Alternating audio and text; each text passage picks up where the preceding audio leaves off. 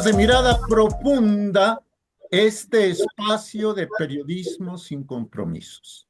Sean bienvenidos. Hace un mes, exactamente el 20 de enero, tomaba posesión como presidente de los Estados Unidos para un segundo mandato el republicano Donald Trump.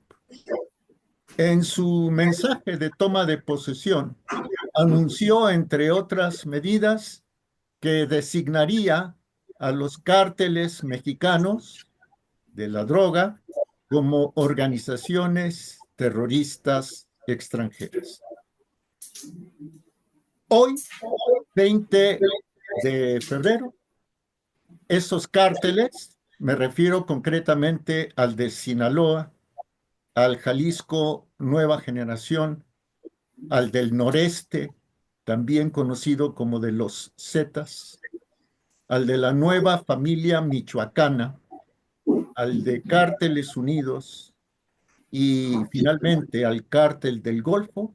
Hoy, oficialmente, estos 6 cárteles, junto con el Tren de Aragua de Venezuela y el M-13, la Mara Salvatrucha de El Salvador, son ya para el gobierno de los Estados Unidos oficialmente organizaciones terroristas extranjeras.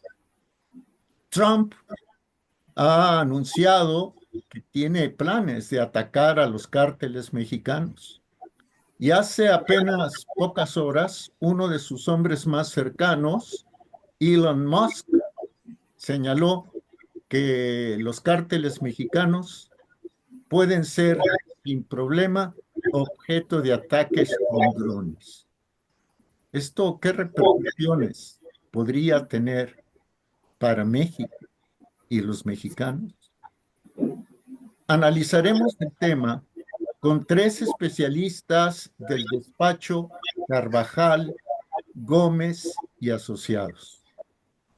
A Carvajal, Gómez y Asociados, nuestra gratitud por permitirnos conversar con 3 de sus especialistas. Ellas son, las presento, la licenciada en Derecho Penal, María Paulina Ortiz Izquierdo Pennington, asociada senior en litigio penal. María Paulina, gracias. Mucho gusto, muchas gracias. Igualmente. La maestra en estudios México-Estados Unidos, María del Carmen Sánchez Mora, analista senior en materia de inteligencia y seguridad nacional. María del Carmen, también un placer. Un placer, gracias por la invitación. Igualmente, gracias. Y también tengo el honor de presentar a la maestra en Seguridad Pública y Políticas Públicas, Diana Nuño Acevedo. Ella es analista senior en inteligencia política y análisis de riesgos. Las 3, lo reitero, son especialistas del despacho Carvajal, Gómez y Asociados. Muchísimas gracias, Diana. Ya ni te saludé personalmente. Gracias, un gusto. Vi que levantaste la manita. Sí. Hola.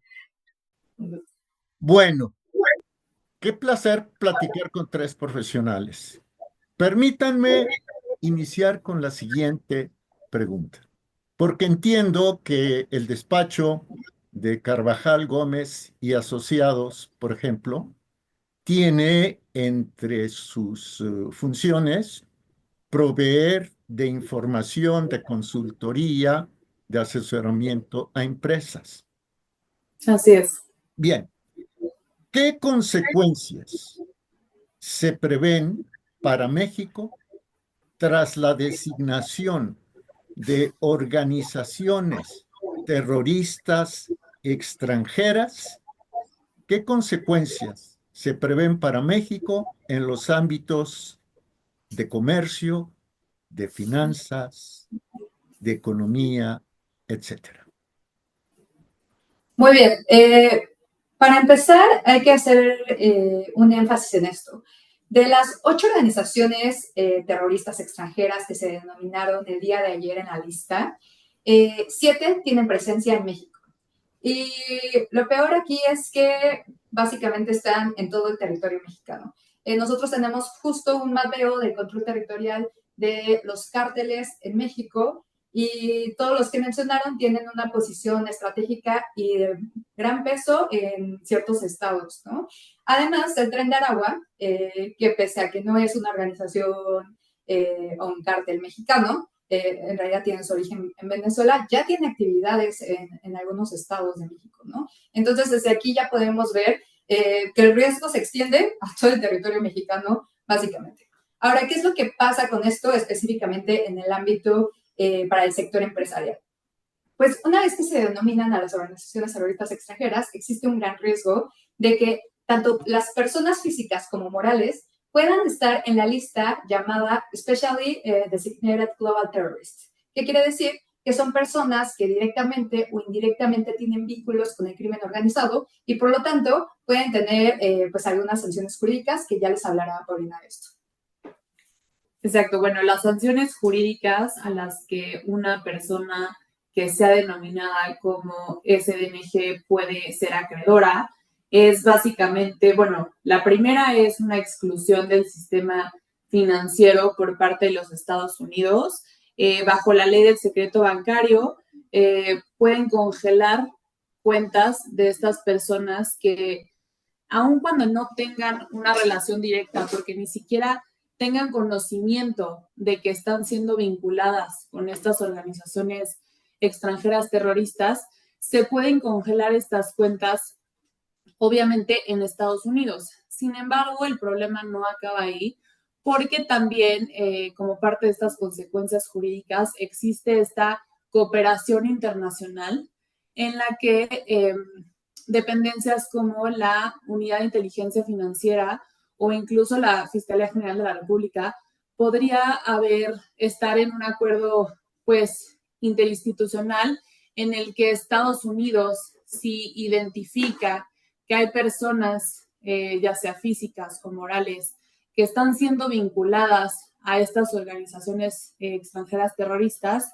pudiera ser el caso que pida a la Unidad de Inteligencia Financiera el congelamiento de cuentas incluso en México. Entonces, también se podrían hacer acreedores a consecuencias en territorio mexicano.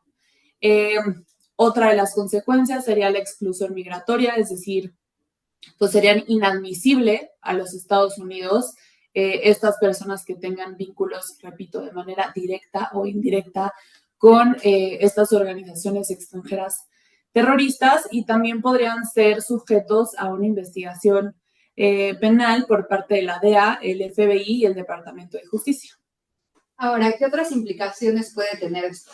Pues justo el hecho de que empresas directamente o indirectamente participen con el crimen organizado, porque no necesariamente deben tener conocimiento, como ya lo mencionaba Paulina, sino que ponemos el ejemplo del sector agroalimentario en México, que sabemos del cual tiene control pues una gran parte del crimen organizado, ¿no? En sectores como el aguacate, el limón, sabemos que se hace esta extorsión de cobro de piso, ¿no? Entonces, ¿qué pasa si una empresa se dedica al aguacate o al limón, a exportar estos productos?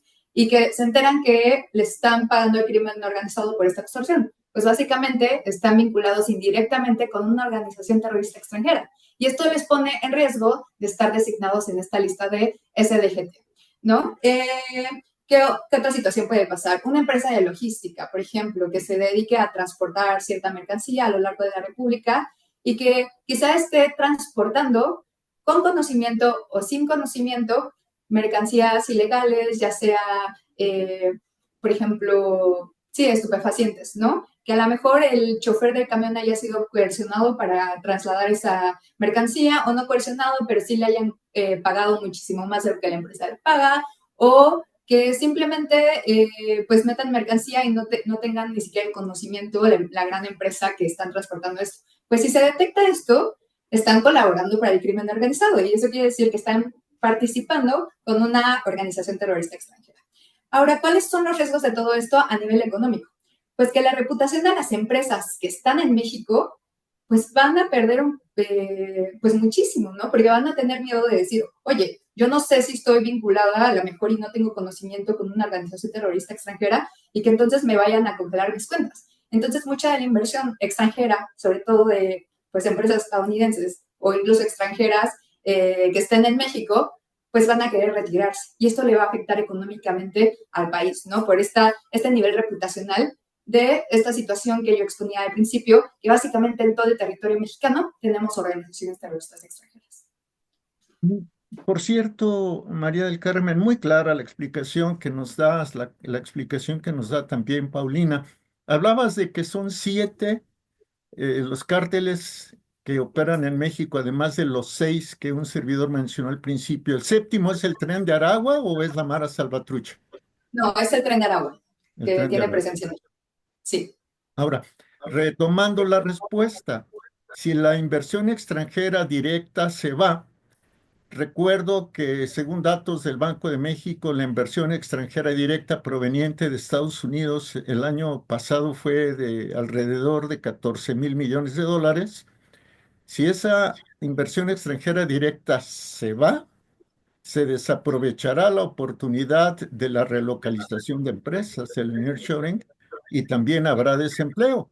Y si aumenta el desempleo, aumenta la pobreza. Y si aumenta la pobreza, puede aumentar la delincuencia. O sea, el tema no nada más es para los periódicos, los canales de televisión, de radio, es para todos en México.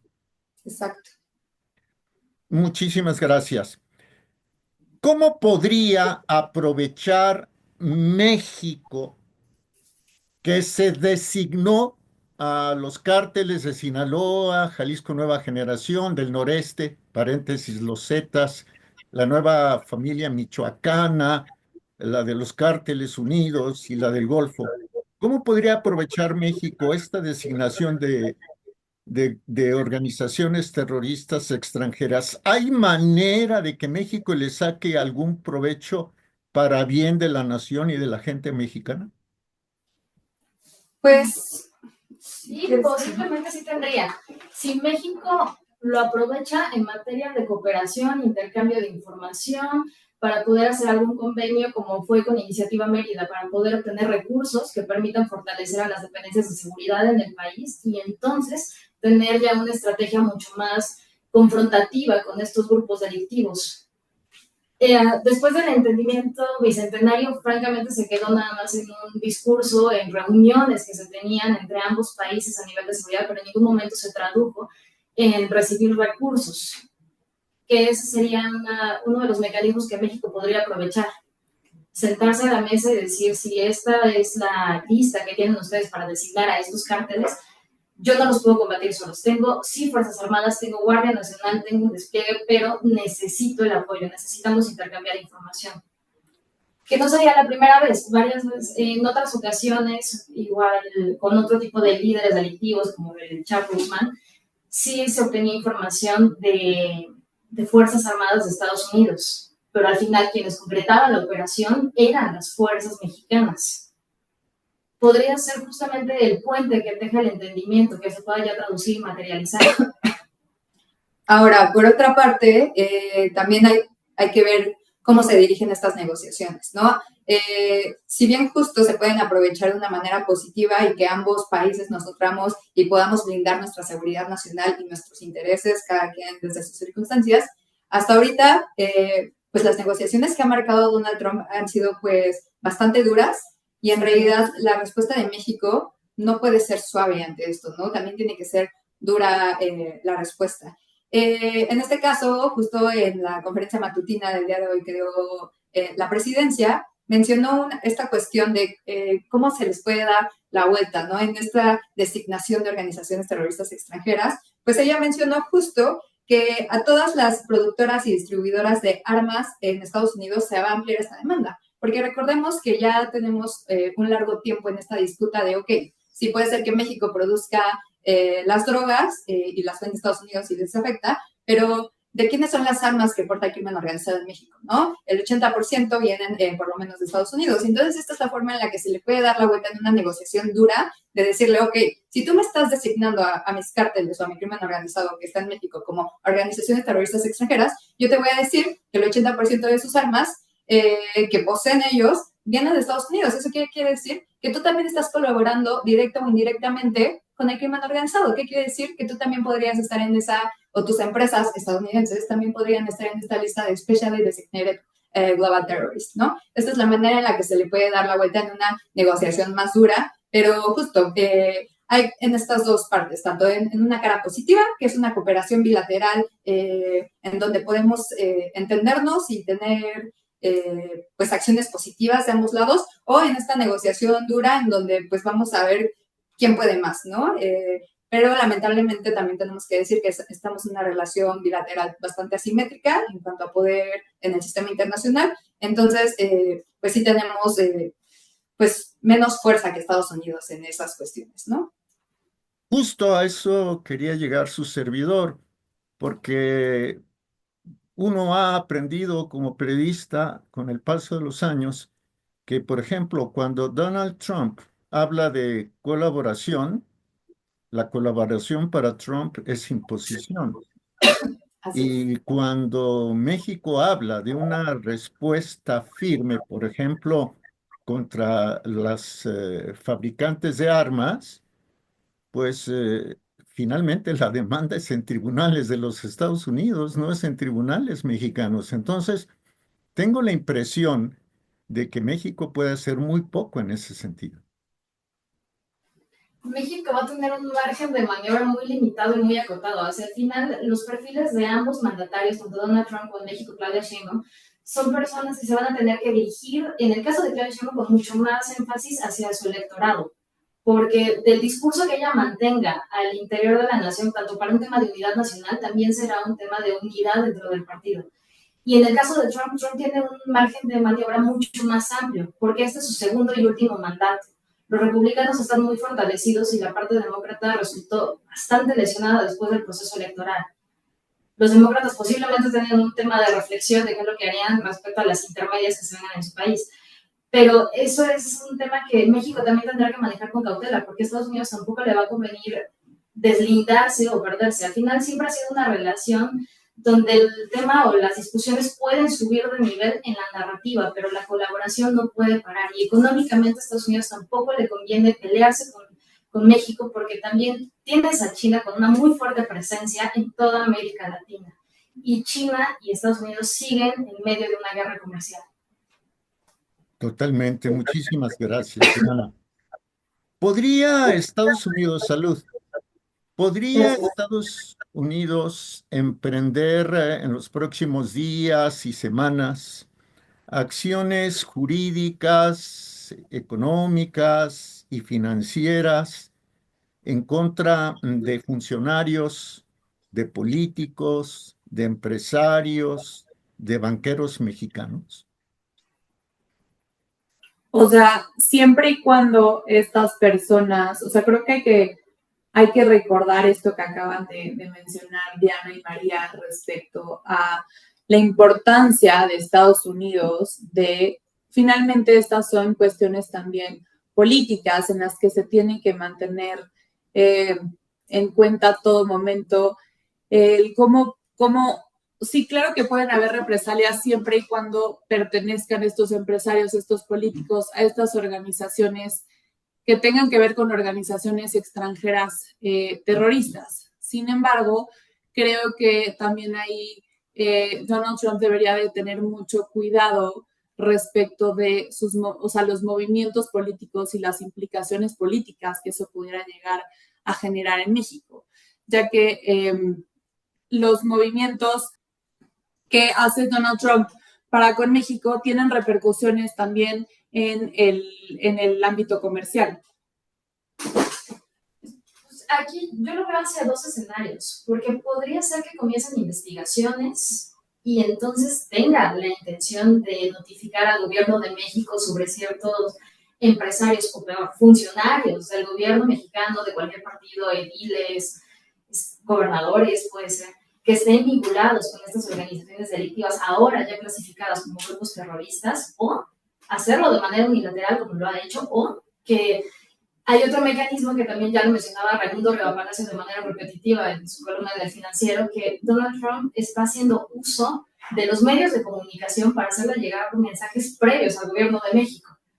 Si es el caso y si los llegan a vincular, la repercusión para México va a terminar siendo mucho mayor, porque se va a crear un tema de polarización política donde tal vez partidos de oposición lo quieran utilizar contra el gobierno federal.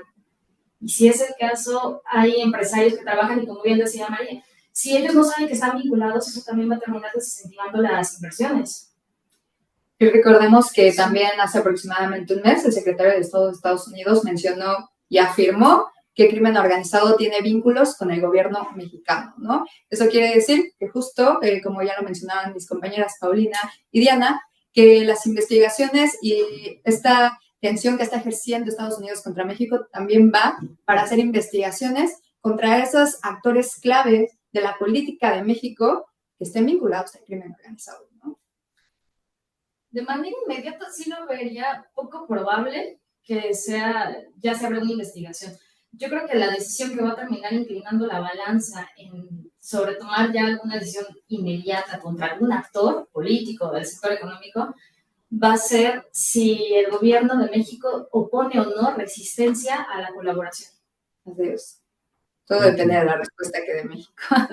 Todo queda de momento en la respuesta de México. Ya platicaremos de eso un poco más adelante. Estamos conversando con tres representantes del despacho Carvajal, Gómez y Asociados.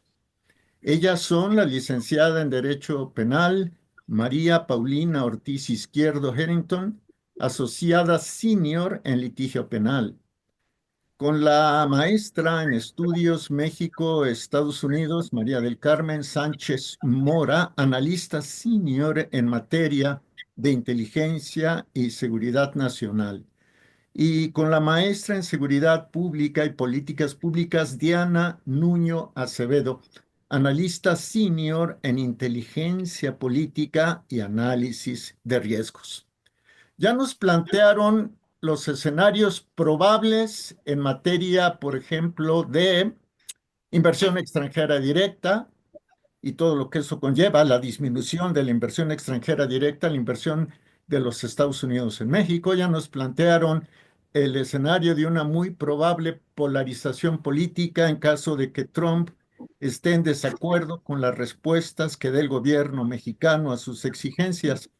Me gustaría a continuación preguntarles, ¿podría agravarse aún más la violencia en México después de que los cárteles fueron designados como organizaciones terroristas extranjeras? Sí, es muy probable porque, por ejemplo, desde la entrada de Claudia Sheinbaum se han visto acciones más operativas justamente que han ido sobre aseguramientos tanto de armamento como de estupefacientes, pero también hemos visto operativos que van sobre todo de cabecillas de bajo y mediano perfil, no tanto de alto perfil, pero sí bajo y mediano perfil, ¿no?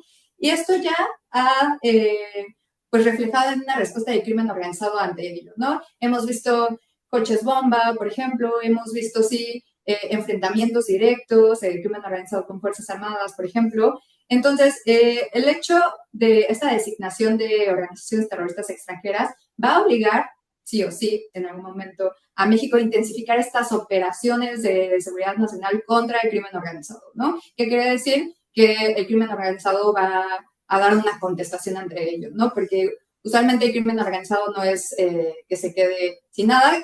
Bueno, también hay que analizar cada uno de los cárteles, cada una de estas organizaciones que tienen respuestas y estrategias operativas diferentes, que se mueven diferente. Pero sí, en general podemos ver, por ejemplo, uno de los cárteles que son un poco más violentos o más reaccionarios ha sido últimamente Cártel Jalisco Nueva Generación, que da reacciones bastante violentas.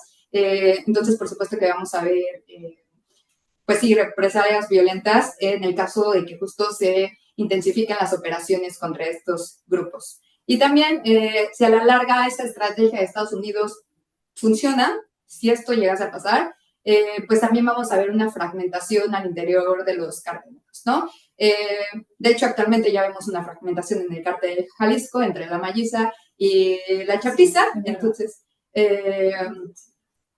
perdón, entre cártel de Sinaloa. Cártel de Sinaloa. Mi reto de traicionar. Cártel de Sinaloa entre la Malliza y la Chapiza, perdón, no sabía qué estaba diciendo. Ya estamos viendo esa fragmentación y ya estamos viendo esos enfrentamientos violentos, ¿no? Entonces podemos ver que si esta estrategia a la larga funciona, va a hacer que otros grupos también se fragmenten, probablemente, y que esto ocasione también violencia entre ellos por el control de rutas, el control de espacios, etcétera. Lo que quiere Trump es que se acaben los abrazos, aunque haya balazos, ¿no? Es O la sea, idea de Donald Trump. Lo que me parece importante es que antes de que consumara su decisión de designar a estas organizaciones delictivas como grupos terroristas, él ya había mencionado a finales de enero que estos grupos delictivos participan en el tráfico ilícito de migrantes. Y esa era la mayor queja que tenía el mandatario contra México, de decirle a México, tú no estás haciendo nada para detenerlos y al final llegan a la frontera. Evidentemente hay todo un tema también incierto de corrupción para que puedan trasladarse, para que puedan ingresar desde Chiapas y llegar a la frontera norte de México. Y eso sí, siempre le genera un tema de presión. ¿Cuál es el punto aquí? Que los distintos grupos delictivos que operan en el país, no solamente los cárteles, otro tipo de bandas, no sé, como pensar en la Unión de Pito, la Barredora, responden a grandes grupos delictivos.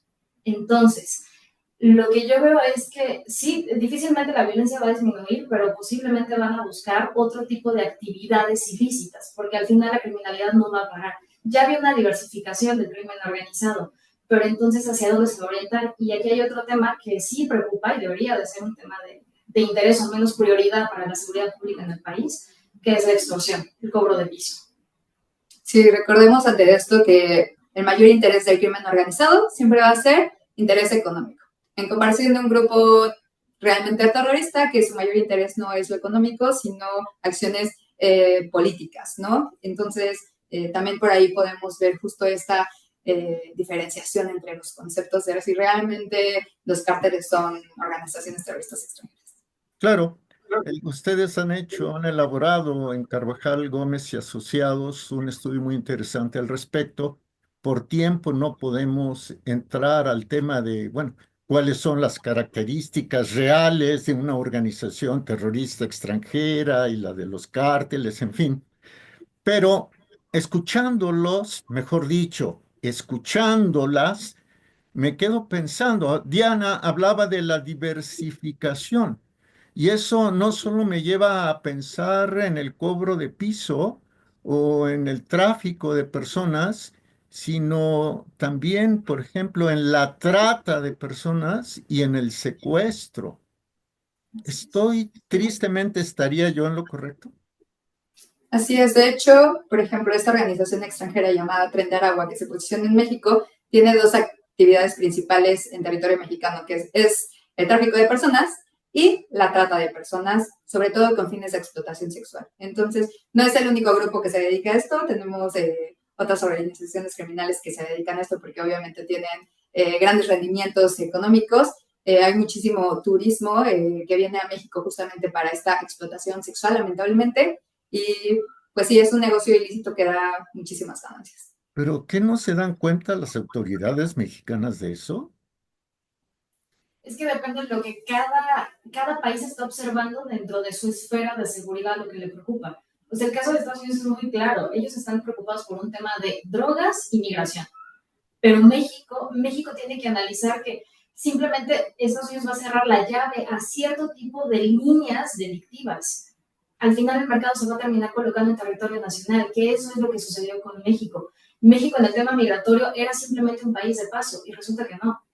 Se están invirtiendo y ya está siendo un país donde se están quedando. Y eso también los está dejando, sobre todo el tema de los migrantes, los va a dejar en un punto extremadamente vulnerable porque además no hay la capacidad para gestionar y proveerlos al menos de algún amparo, algún cobijo legal, y van a quedar expuestos a la delincuencia organizada. Y los mexicanos Sí. también, el grueso de los mexicanos también.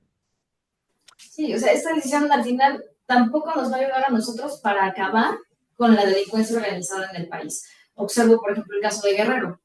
¿Cuántas organizaciones delictivas está dividido todo Guerrero?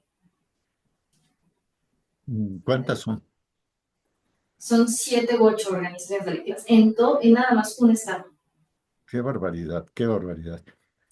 Perdón, voy a abrir un pequeño paréntesis.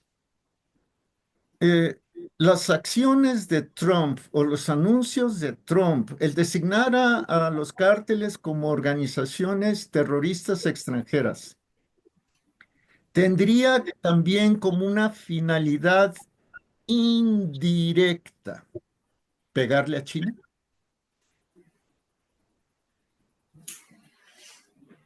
Difícilmente, Sí. difícilmente ese sea su interés. Más bien es una herramienta para presionar al gobierno de México frente a la renegociación, bueno, la revisión del TEMEC, frente a eso. No es un tema contra China. Digo, China sí tiene y hay un mercado ilícito muy fuerte en muchos temas, tanto la incursión de precursores químicos en territorio nacional y que eso también permite que se fabrique fentanilo y se exporta, que aunque el consumo no es nacional, pero sí, sí sucede, pero no sería su principal objetivo. Al revés, es una herramienta contra nosotros. Comprende un servidor. ¿Qué tan probable es que las amenazas de ataques, sean aéreos, marítimos, bueno, mar, tierra o terrestres, qué tan probable ven ustedes que Trump finalmente deje las amenazas en palabras? Pues realmente es muy poco probable que se lleven a cabo acciones unilaterales de parte de Estados Unidos hacia México.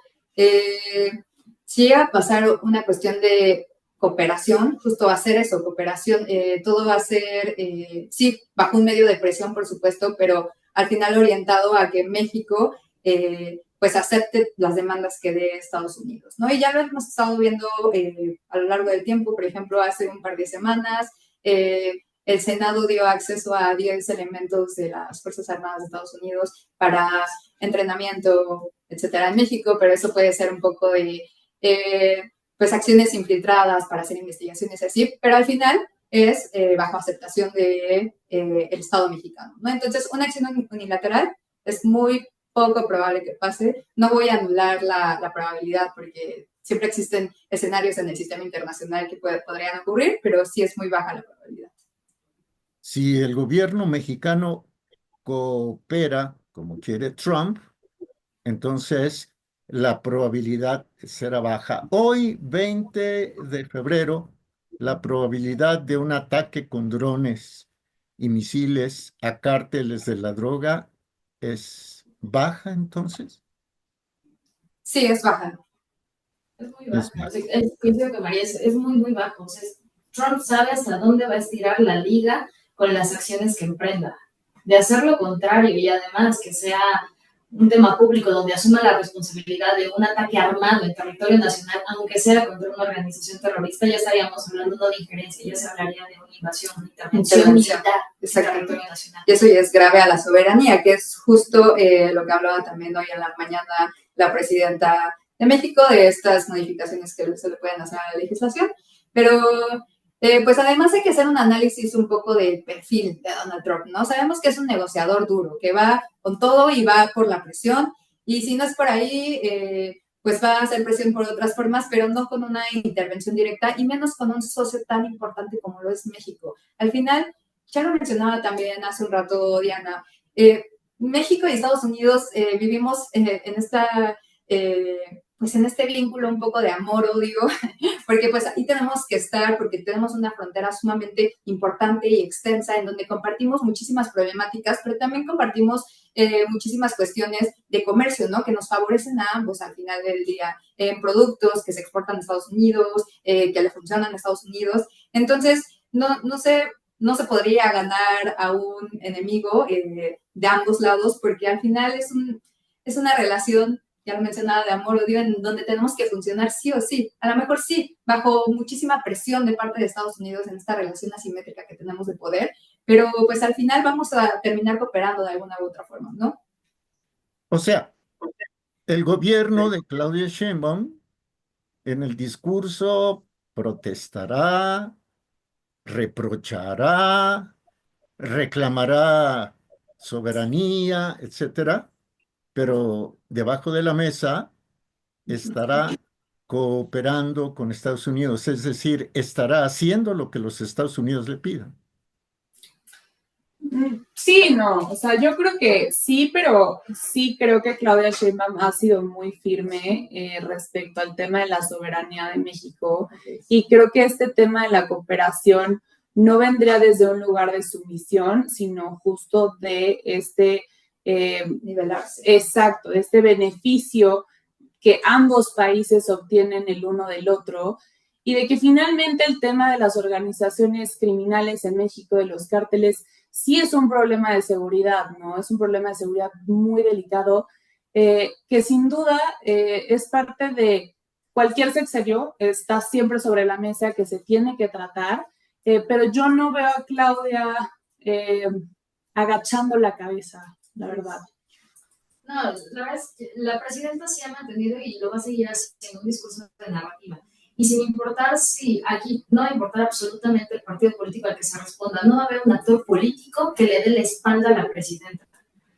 Porque es un tema, simplemente somos mexicanos y no permitiríamos jamás una intervención militar. Eso va a ser un punto a favor tanto de ella como de todo el país. Al final esto sí va a terminar generando mucha más unidad nacional y qué bueno, después de un proceso electoral también sucedieron muchas cosas dentro de un sexenio, después de una pandemia donde sí creció también una polarización política al interior de México, esto va a terminar cuestionando a la sociedad mexicana. Eso va a ser un punto a favor. Pero al final la relación México-Estados Unidos, y como bien lo dice María, no somos enemigos, pero amigos jamás vamos a ser. Somos socios estratégicos. Hay temas bilaterales en todos los sentidos, en seguridad, en economía, en todos tenemos temas. Hay una agenda bilateral, hay una agenda trilateral y también hay una agenda regional, como habrá una agenda internacional. Entonces va a existir el pragmatismo para llevar a cabo este tipo de políticas. Cederán uno y otro. Cederá más México tal vez, pero también cederá Estados Unidos. Exactamente. Sí.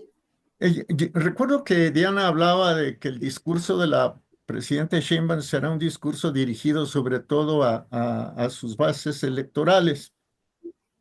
La presidenta Sheinbaum ha propuesto una adición al artículo 40 constitucional que dice lo siguiente. Leo textual, comillas. El pueblo de México, bajo ninguna circunstancia, aceptará intervenciones, intromisiones o cualquier otro acto desde el extranjero que sea lesivo de la integridad, independencia y soberanía de la nación. Y luego dice, tales como golpes de Estado, injerencia en elecciones o la violación del territorio mexicano, sea esta por tierra, agua, mar o espacio aéreo.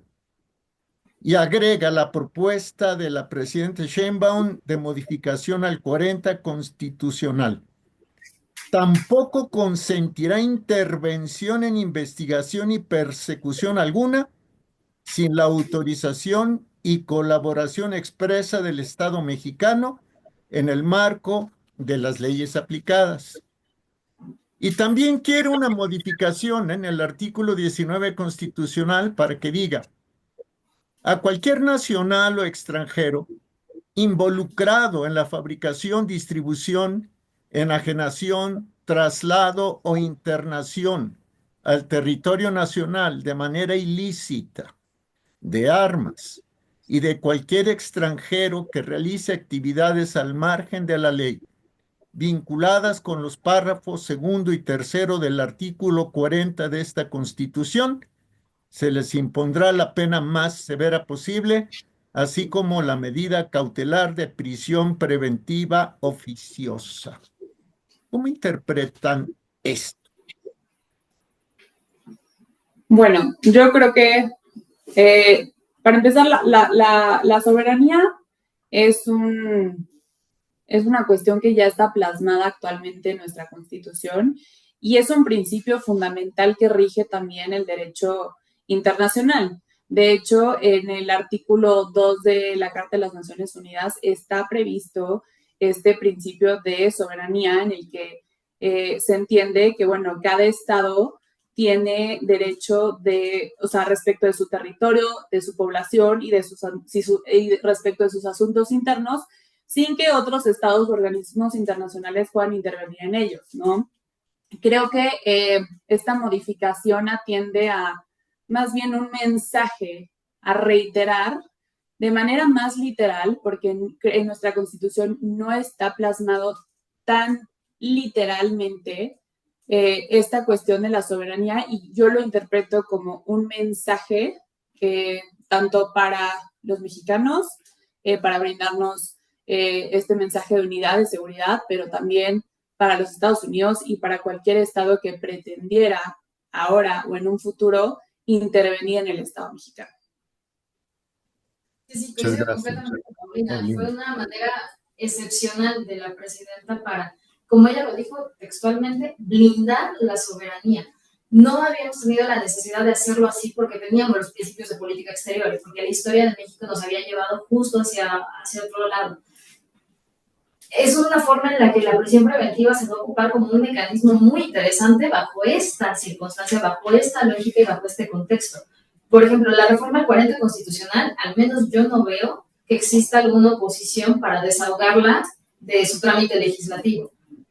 Difícilmente no contaría con los recursos necesarios para conseguirlo y darle trámite. El tema de prisión preventiva podría despertar otra vez la narrativa y toda la parte mediática que surgió con la última reforma que se tuvo, pero en este caso no se está ocupando de manera desproporcional porque estamos hablando de proteger los intereses y objetivos nacionales. Sí. Nosotros Diana, no tenemos... Dime. Perdón, Diana, pero en el texto, en la propuesta de la presidenta, dice que el pueblo de México nunca aceptará intervenciones que se den y nombra, por ejemplo, una posibilidad, la de golpes de Estado. Que ahí regresaríamos a la historia, como en algún momento Estados Unidos lo hizo durante los 70s en América Latina. Es justo de lo que nos estamos blindando. Y es interesante porque Estados Unidos siempre había tenido un juego hacia, no solamente con México, en el mundo, siempre había tenido un juego de intervención en algunos lados donde sí era de manera directa, donde había una injerencia, pero en otros que ocupaba como soft power.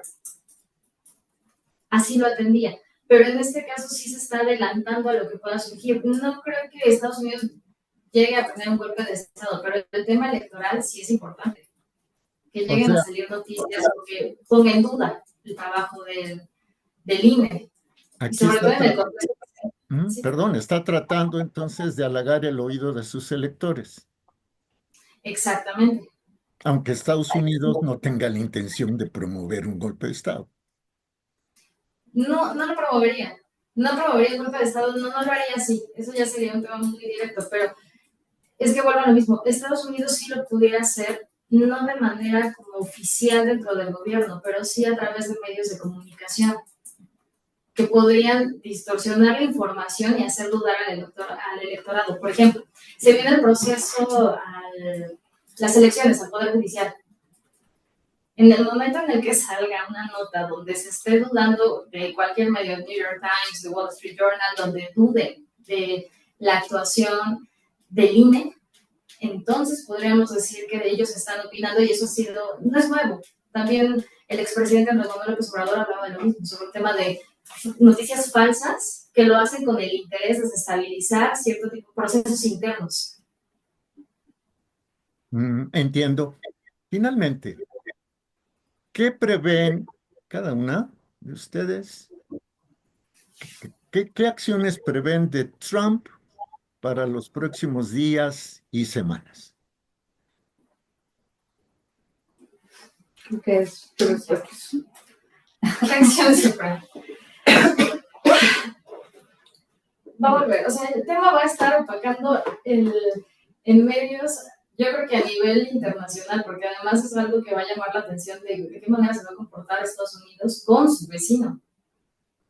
Tenemos una de las fronteras más grandes del mundo, los temas que se comparten es increíble. O sea, al final, Estados Unidos ahorita ya, Donald Trump le hizo como un coqueteo, si se me permite decirlo así, a la estrategia contra el consumo de drogas en México. Entonces, Donald Trump va a seguir manteniendo ese sistema de te aplaudo, pero al mismo tiempo te presiono. Exacto. voy a seguir subiendo el nivel y voy a seguir ocupando la narrativa para evitar que tú des una declaración que me afecte a mí. Voy a buscar la manera de presionarte, orillarte, hasta ver que sí te vas a sentar en la mesa conmigo y estos van a ser los temas. Tú no vas a decidir que se va a discutir, yo voy a decirte cuáles son los temas y cuáles son las condiciones y tu margen de maniobra lo voy a reducir aún más. Donald Trump sabe lo que hace y Donald Trump, insisto y lo voy a reiterar la cantidad de veces que sea necesario, Donald Trump no tiene nada que perder. Así es. Y pues al final, si se da cuenta que estas negociaciones le están funcionando para que bajo estas presiones que está llevando a cabo, pues tomen en cuenta todo lo que está pidiendo y todo bajo los intereses de Estados Unidos, pues lo va a seguir haciendo, ¿no? Entonces esa es la tendencia que se ve, que va a seguir siendo un negociador duro, firme, presionando, atacando en la retórica, pero también por debajo cooperando, como ya lo mencionaban mis compañeras. Exactamente, creo que con el riesgo de sonar reiterativa, yo también creo que va a seguir manejando un discurso muy firme, especialmente con respecto a México, con el tema de aranceles, bajo amenazas, pero que por debajo de la mesa también él va a estar pues teniendo que cooperar hasta cierto punto, negociar, aunque la fachada frente al público, frente a su electorado, sea muchísimo más firme y muchísimo más amenazante. Eso es. Pues muchas gracias a las tres. Gracias a la licenciada en Derecho Penal, María Paulina Ortiz Izquierdo Hennington, asociada senior en litigio penal en el despacho Carvajal Gómez y Asociados.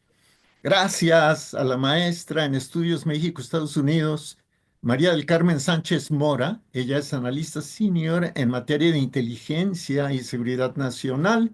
Y gracias también a la maestra en Seguridad Pública y Políticas Públicas, Diana Nuño Acevedo, analista senior en inteligencia política y análisis de riesgos.